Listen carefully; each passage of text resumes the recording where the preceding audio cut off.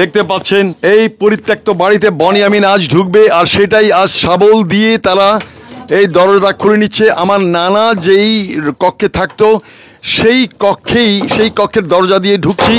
খুলে ফেলা হয়েছে। আমার জন্ম হয়েছে এই রুমটাতে। বাদুর চোখে লাগে, বাদুর। ওরে বাবা, এত বাদুর! আমার পেছনে যে ঘরটা দেখতে পাচ্ছেন, এই ঘরেই আমার জন্ম হয়েছে। তবে কবে জন্ম হয়েছে সেটা বলছি না। সেটা বললে কিন্তু আপনারা আমাকে কিন্তু অনেক বাড়িয়ে ফেলবেন, আমাকে বলবেন যে এই লোকটার এত বয়স, সেটা আর বলছি না। প্রিয় বন্ধুরা, এই বাড়িটা, এই ঘরটা একটা রাজবাড়ি ছিল। জাঁকজমক, জৌলুস সব কিছুই ছিল। যখনও বাংলাদেশের লোকরা HMV, হিজ মাস্টার্স ভয়েস কলের গান চালাতো না, এই ঘরে ছিল। যখনও বাংলাদেশের মানুষ ওয়াল ক্লক, রোলেক্সের ওয়াল ক্লক বা ওয়েস্টমিনিস্টার ওয়াল ক্লক চিনত না, এই ঘরে সেটা ছিল। যখনও বাংলার মানুষ লাঠি ছোটা ট্যাটা নিয়ে ঘুরত, এই ঘরেই তখন ছিল একনালা বন্দুক, দোনালা বন্দুক, সব কিছুই ছিল। আমার নানা, অর্থাৎ আমার মায়ের বাবা, তিনি ছিলেন বেশ শৌখিন, ভেরি আমি বলবো জাস্ট প্রচণ্ড শৌখিনতার মধ্যে কাজ করতো। তিনি শুধু টাকা পয়সা থাকলেই যে ধনী হবে তেমন না, মনের দিকেও আমার নানা ছিল অনেক ধনী, হাবিবুল্লাহ মিয়া। তো আমি আজ আবার ছুটি আসলাম। আমি তো গত 3 মাস আগেও এসেছি, আবার কেন আসলাম? হাতিয়াতে যখনই এসেছি ভাবলাম নিজের জন্ম ভিটাটা একটু দেখে যাই। আর আজ এই প্রথম আমি এই জন্ম ভিটার ভেতরে আমি ঢুকে দেখব আমার মা কোন কক্ষে আমাকে জন্ম দিয়েছিল। আমি অবশ্যই একে একে আমার আত্মীয় যারা এখনও আছে, আমার মামা আছে, মামাতো বোনরা আছে, তাদের সাথে আপনাদেরকে পরিচয় করিয়ে দেব। আমি যখন থাকবো না তখন হাতিয়ার এই বাড়িটাই হয়ে যাবে একটা কোয়েশ্চেন, যে বনি আমিন নামের যে বিশ্ব পর্যটক সারা পৃথিবী যে চষে বেড়াচ্ছে, 82টা দেশ বনি আমিনের ঘোড়া, একটা দেশ 33 বার করা ঘোড়া আছে। আমি শুধু উড়ে ঘুরে দেখেছি লাইক এ ফ্লাইং বার্ড। তখন কিন্তু মনে পড়বে যে এই লোকটির জন্ম হয়েছে এই ঘরে, হাবিবুল্লাহ মিয়ার ঘর। খুবই সাধারণ একটি এলাকা। আমি সবসময় গর্ব করে বলি, হাতিয়া দ্বীপের সবচেয়ে দক্ষিণে, গহীন চরাঞ্চলে, রিমোট এলাকাতে আমি একটা জমিদার ছিল না, বাট উনি জমিদারের চেয়েও কোনো অংশে কম ছিল না। আমি সেই বাড়িতেই জন্মগ্রহণ করেছি। আমার মা এখানে ছিল, যার ফলে বাবা ছিল পশ্চিম পাকিস্তানে তখনকার আমলে। That's why I was born here, and I was little toddler. When I just grew up as a toddler, that my mother and father, they have taken me away from here to Dhaka. এই ঘরে আসলে কেউ থাকে না, এবং পরিত্যক্ত একটি ঘর বলে তালা ভাঙ্গার এক লোককে নিয়ে আসা হয়েছে। আমার এই মামাতো বোন, ও আমার জন্যেই আজ এই ঘরের তালা ভেঙে সে ঢুকবে। এই ঘরের একক মালিকানা হচ্ছে তার বাবার পৈতৃক। হ্যাঁ, মানে কখন আমার হাজবেন্ড ছিল তখন খুলে ঢুকতাম ঘরে, ও মারা যাওয়ার পরে আর ঢুকা হয় নাই। তাহলে কত বছর? মিনিমাম 7-8 বছর। 7-8 বছর। 7-8 বছর। তাও তো তুমি এখানে থাকতা না? আমি তো থাকি না এখানে। মানে পরিত্যক্ত বলতে গেলে তোমার বাবা মারা যাওয়ার পরেই থেকেই তো পরিত্যক্ত। আব্বা মারা যাওয়ার পরে মাঝে মাঝে আসি দেখতাম। মাঝে মাঝে এসে দেখতো। তোমার বাবা মারা গেছে কোন সনে? 2010-এ মারা গেছে। 2010 সেপ্টেম্বর। তাহলে 15 বছর পরিত্যক্ত এই ঘর।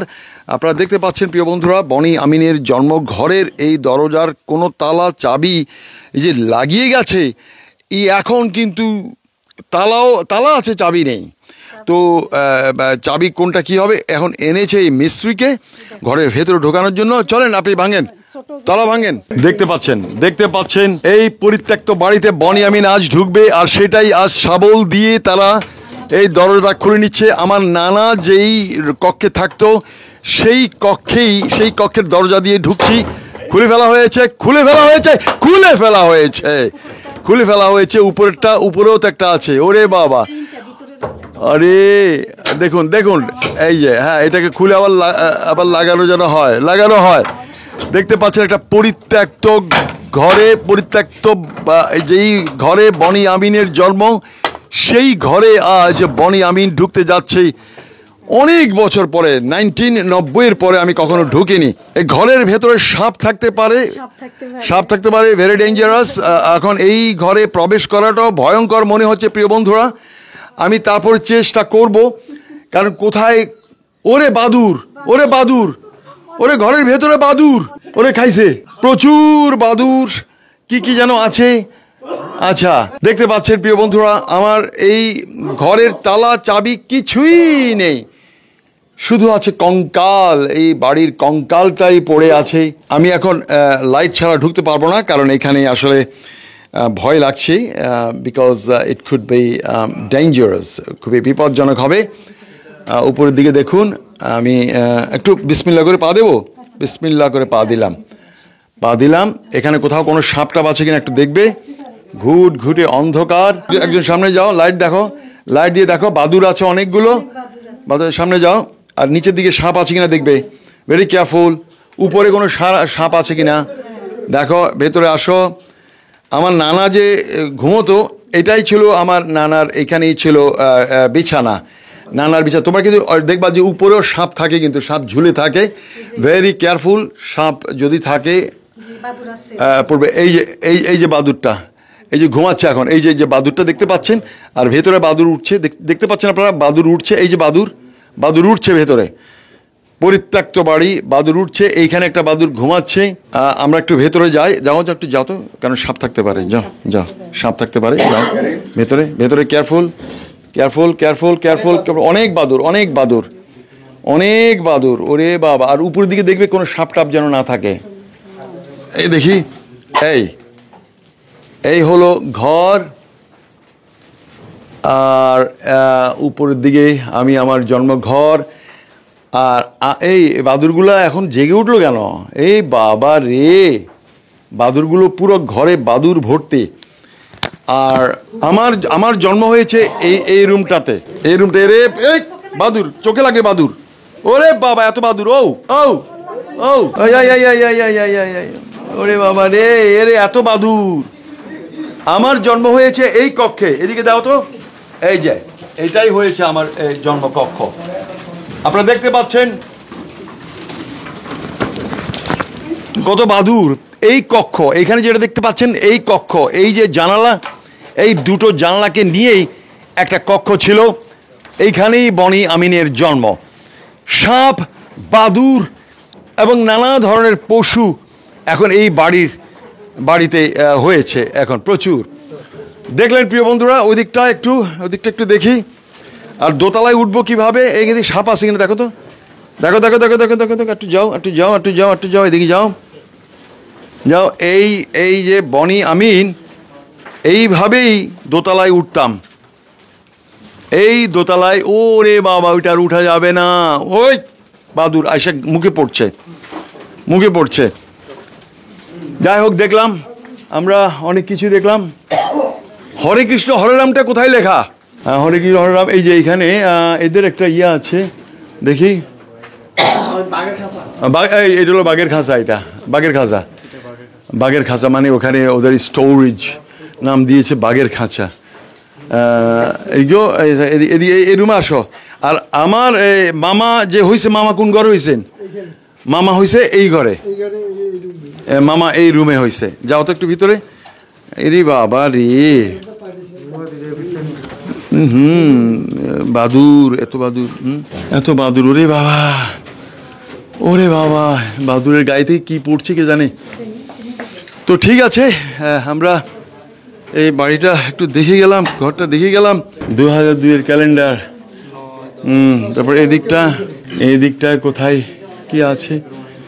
এইটাই, এদিকেও মামা হয়েছে ওই রুমে, বড় মেজো মামা হয়েছে ওই রুমে। এইখানে শখ করে ছেলেকে দোতলা করে দিয়েছে, দোতলার উপরেই ছেলে শুইতো। দারুণ, আমি খুবই ভালো লাগলো। হয়তো বা এটাই আমার শেষ দেখা। না, এই বাড়িটা এই ঘরের ভেতরে আর হ্যাঁ, এটা লোহা কি লোহা কাঠ হ্যাঁ, অনেক অনেক পুরনো বাড়ি। এই বাড়ির বয়স হয়েছে এখন প্রায় আপনার 46। কিনলে তাহলে কত বছর হয়েছে? 80 বছর হইবে নি? শুধু আপনাদের হাতেই হলো 80 বছর, আপনাদের হাতে 80 বছর। তারও আগে হয়তো আরো পুরনো ছিল এই বাড়িটা। ওই জমিদার, হিন্দু জমিদারের বাড়ি। এটাই সেই পুকুর, অন্দরমহলের পুকুর। আমার মা খালারা এখানে স্নান করত। আপনাদেরকে বাড়ির ভেতর থেকে একটু দেখাচ্ছি। সেই আমলের 1946-এ 5,000, মাত্র 5,000 টাকা দিয়েই এই ঘরটি কম্পিটিশনে, আমার মনে হয় এখানে ওনারা বলছে যে মানে ওটা খুবই খুবই নিলামের মতো আর কি। তো জমিদার চলে যাবে, তিনি পরে আমার নানা উনি এই বাড়িটা সেই দামে, যা চেয়েছে সেই দামে নিয়ে এসেছে। সে আমলের 5,000 টাকা। বনি আমিনের জন্ম হয়েছে এই যে ঘরের ভেতর থেকে দেখালাম না, this is the window, this is the window. এই দুই উইন্ডো, অর্থাৎ উত্তর পূর্ব কর্নারের এই রুমটাতে। এটা একটা রাজকীয় বাড়ি ছিল। আগেও বলেছি, অনেকবার বলেছি, বহুবার বলেছি। সে ঘাটলা কিছু নেই, সব ভেঙে গেছে। তার অবশিষ্ট অংশ দেখে আপনার মনে হবে যে কি ছিল এখন থেকে 50, 60, 70 বছর আগে। আমার নানা বাড়ির যে খোয়ার, যেটা আর কি বলে মোরগের খোয়ার, এটাই সেই মোরগের খোয়ার। ওদিকটাই ছিল লাকড়ি রাখার ঘর। লাকড়ি দেখতে পাচ্ছেন পরিত্যক্ত, এটা হচ্ছে লাকড়ি রাখার ঘর। আমি আপনাদেরকে আর একটু বিশদ দেখাই, চলুন। আমি এটা কি গাছ জানেন? এটা কামরাঙ্গা গাছ, স্টার ফ্রুট যেটাকে বলা হয়, স্টার ফ্রুট। একটা কাঁঠালও ধরেছে এখানে কিছু। আবার বলছি, এটা হচ্ছে মোরগের খোয়ার। কি রকম আভিজাত্যতা থাকলে, কি রকম অবস্থা থাকলে একজন মনিব, একজন লোকের তার মোরগের খোয়ার এমন হতে পারে। আর মেয়েরা পুকুরে সাঁতার করে এসে তারা স্নান করত। এটাই হাম্মামখানা, এটাই হচ্ছে তাদের হাম্মামখানা। মানে আমার মা খালা যারা নারী মহিলাদের, হ্যাঁ। আর টয়লেট ছিল বাইরের, এটা মহিলাদের। পুরুষদের টয়লেটটা অন্যদিকে। দেখতে পাচ্ছেন একটা হাম্মামখানাটা এরকমই দেখতে পাচ্ছেন। গাছালি হয়ে গেছে, কোনো কিছুই আর নেই আগে নেই। তবে একটা বাড়িটা একটা কালের সাক্ষী হয়ে থাকুক। এখানে একটা নারকেল গাছ আছে, আমার মাকে আমার নানি দিয়েছিল স্মৃতি হিসাবে। ও লাভলি, তোমার ফুফুরে কোন গাছটা দিছিল? কোন গাছ? এইটা কিন্তু আমার মায়ের গাছ। এই গাছটা না, এই গাছটা আমার মায়ের জন্য আমার নানি দিয়েছিল। অর্থাৎ এই গাছের যত ফলন হবে সব কিছু আমার মা সাফিয়া খাতুন তিনি পাবেন। আমরা এসে অনেক সময় নিয়ে যেতাম ডাব, নারকেল যা হয়। ওইদিকে আরও আছে প্রচুর, ওইদিকে অনেক। এটা মানে একটা সাজানো গোছানো এত সুন্দর একটা বাড়ি ছিল। কি হয়ে গেছে কেউ থাকে না। এইখানে কাঁঠাল গাছ, একটা বিরাট তেঁতুল গাছ ছিল, কিছুই নেই। খুবই খারাপ লাগে। আমি বরং পরিচয় করিয়ে দিচ্ছি, আমার মেজো মামা, আমার মায়ের second brother Nurul Islam BCom. উনি বেশ শিক্ষিত, পাশ করেছে অনেক আগে। তো চিরং কমার্স কলেজ থেকে পাশ করেছে। আমি মামাকেই জিজ্ঞেস করি, সুদর্শন যুবরাজ এমন সুন্দর ছিল। ওনার মাও ছিল সুন্দরী, মহা সুন্দরী ছিল। আমার নানি খুবই সুন্দরী ছিল। মামা, আপনার বাবা যে এই ঘরটা কিনেছিল কত টাকা দিয়ে আপনার কি ইয়াদ আছে? 5,000 টাকা দিয়ে কিনছে তখনকার আমলে। 5,000 টাকা মানে এখনকার তো 5 কোটি টাকা। এত টাকা দিয়ে কেন কিনবে? ওই শখ করেই কিনছে, অন্য লোক কন্টেস্ট ছিল ওখানকার, মানে কম্পিটিশন ছিল, আপনারা অনেকে হ্যাঁ কন্টেস্ট ছিল। এটা মানে কন্টেস্ট মানে কি, ইট ওয়াজ লাইক এ বার্গেনিং, কার আগে কে কিনবে। এই জমিদার বাড়ি সম্পূর্ণ লোহা কাঠ, এর ভেতরে প্রচুর জিনিস আছে দেখার মতো।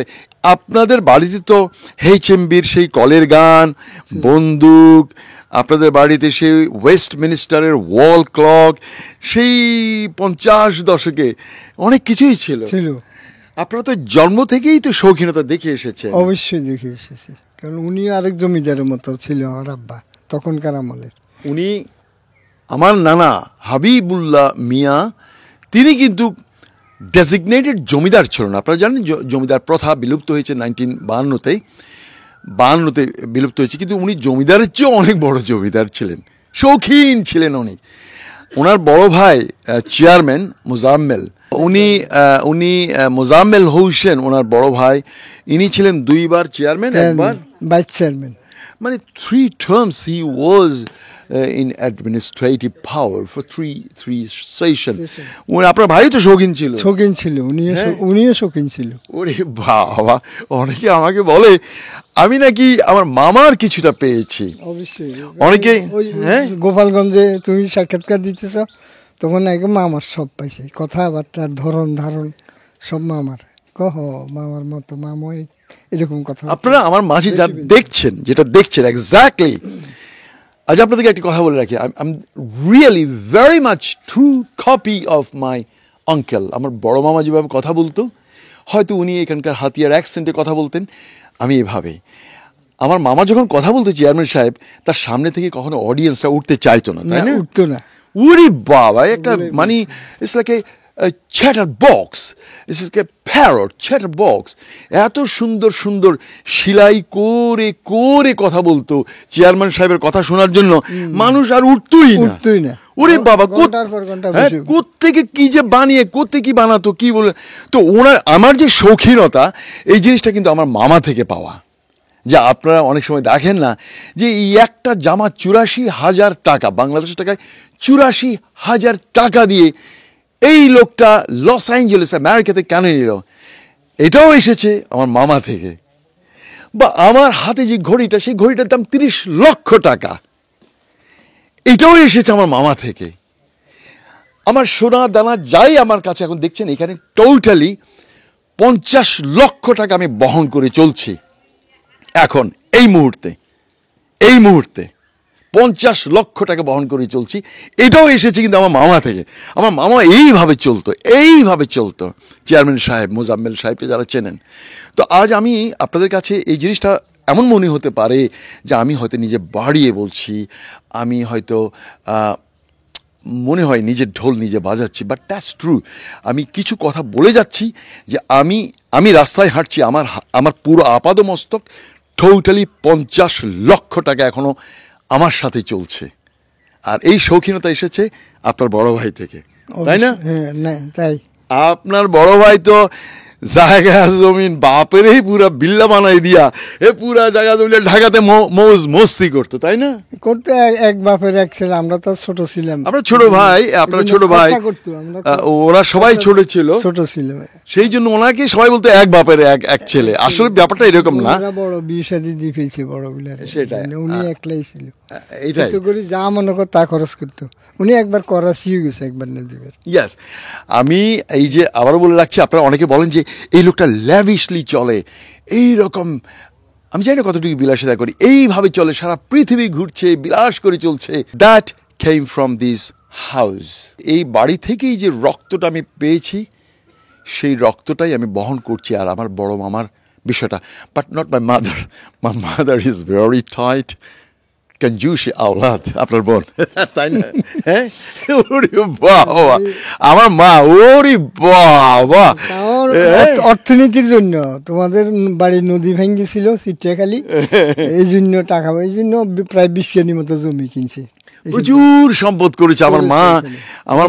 জায়গা কিনছে। হ্যাঁ, আমার মা কিন্তু আসলে এটাকে আমি শুদ্ধ ভাষায় বলি, আমার দুলাভাই বলতো, হ্যাঁ, আমার বোনের অবদান সব। আমার মা ছিল কঞ্জুসে আওলাদ, এটা আমি নাম দিয়েছি। ওরে বাবা, যেই আপনার বোন, ওরে বাবা যে তো এই কৃপণ, সম্পদ হ্যাঁ। কিভাবে করতো, নাহলে ছোট বল জায়গা কিনছে, এখানে জমি কিনছে প্রায় 20 খানির মতো, এগুলো অত্যন্ত ভেরি প্রাইভেট, বাট আমি এটা রেখে যাচ্ছি ইতিহাসের কাছে এই কথাগুলো। কিন্তু আমার মামার ছিল হাত খোলা, প্রচুর হাত খোলা, আর সেই জিনিসটাও আমি পেয়েছি। জীবনের সংজ্ঞা, জীবনের definition is different to me. আমি এক কাজ করি, আমার সেই মামার একমাত্র সন্তান, দ্য অনলি চাইল্ড, একটাই মেয়ে, তার সাথে এখন পরিচয় করিয়ে দিচ্ছি। মামা, আপনাকে অশেষ ধন্যবাদ। Thank you very much. আমার মামাতো বোন চেয়ারম্যান সাহেব মোজাম্মেল হোসেন, তার একমাত্র সন্তান লাভলি। আমার মামাতো বোন লাভলি, ওর নামে শখ করে আমার মামা দীর্ঘতম, কত কিলোমিটার হবে এটা আনুমানিক, ওর নামে, এই আমার মামা ওর নামেই এই এলাকাতে একটা রাস্তা করেছে। এই রাস্তার নাম হচ্ছে লাভলি রোড। বরং তার মুখে শুনে, লাভলি রোডটা কোথায়? এটা হিলটন রোড, হিলটন রোডের দিকে, রোডের ওইদিকে। তাহলে হিলটন রোড থেকে শুরু করে কতটুকু এসছে? কয় কিলোমিটার? 20-25 কিলোমিটার হবে প্রায়। ওরা বলে 20-25, আমি মনে করি 10-15 কিলোমিটার তো অবশ্যই। এখনই কি হাতিয়ার এই অঞ্চলের লোক সেই লাভলি রোড বলে চেনে? জি চেনে, এখনো লাভলি রোড বললে চেনে কিনা? জি সবাই এক নামে চেনে। হাতিয়ার এই অঞ্চলে যখন আসবেন, যে লাভলি রোড, এই সেই লাভলি, আমার মামার একমাত্র সন্তান। তোমার ছেলে মেয়ে কয়জন? আমার 2 মেয়ে। 2 মেয়ে। আমার মামা কিন্তু হ্যান্ডসাম, ভেরি সুন্দর ছিল, ওর মাও সুন্দরী ছিল, আর এখন এই বয়সে দেখতে পাচ্ছেন she is also she was born in 1975, I guess. তোর কোন সনে জন্ম? 75? না, এরপরে 90। তুই আজমিরির ছোট না আজমিরির বড়? ওর আমি কাছাকাছি। তো ধরেন she was born in 1976 or 76. She is now 49, and you can see how beautiful she is. So if I take you to 30 years back, she was much beautiful. আমি বনি আমিন আছি, আমার জন্মভিটা চরচাঙ্গা গ্রাম, ইউনিয়ন সোনাদিয়া, উপজেলা হাতিয়া, বাংলাদেশ। Let's go.